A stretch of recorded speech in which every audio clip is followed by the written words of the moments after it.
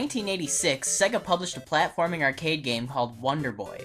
It was developed by Escape, which is now called West 1 Bit Entertainment, the company responsible for bringing us Jaws on the Nintendo Entertainment System. Yay? It was known by a variety of different titles. On the Sega Master System in Japan, which is there called the Sega Mark III, it was called Super Wonder Boy. Can anyone here read Japanese? On the Game Gear, it was called Revenge of Dragon. Confused yet?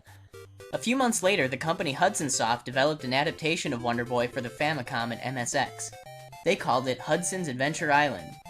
Or, as every normal person on the planet calls it, just Adventure Island. A couple of years later, in 1988, North America was treated to the NES version, in all its cute glory. In Adventure Island, you control Master Higgins, a shirtless, baseball cap-wearing average Joe who either has a weirdly shaped mouth or an awesome porn mustache. You must travel through 7 areas of an island in the South Pacific in order to save Princess Leilani from the clutches of the evil witch doctor. Yeah, save a princess from the bad guy. It's highly original. You begin armed with a projectile hatchet to throw, but certain power-ups can be attained by breaking open eggs you find on the island. You might, for instance, uncover a skateboard. I'd like to meet the animal that laid that egg. Your power meter will gradually decrease over time, and you'll need to replenish it by eating the various fruits that pop up on the island. I sure hope those native fruits react well with Higgins' foreign digestive system. Now, I know what you must be thinking by now.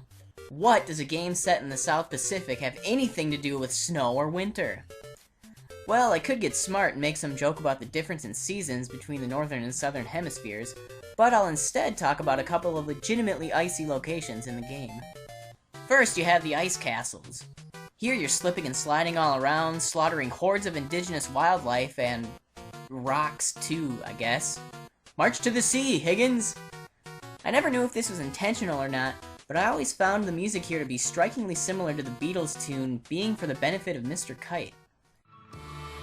For the benefit of Mr. Kite, there will be a show tonight on Trampoline.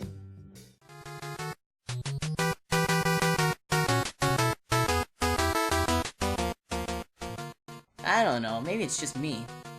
Also, Higgins, put on a jacket, you'll catch pneumonia! The other chilly levels we have are the frozen caves. Here you'll not only have to contend with a slippery floor, but vicious falling icicles and more rocks! The music in these levels is one of the more memorable themes in the game for me. There's an ominous but ear-catching quality to it. Jun Chikuma composed the music for this game.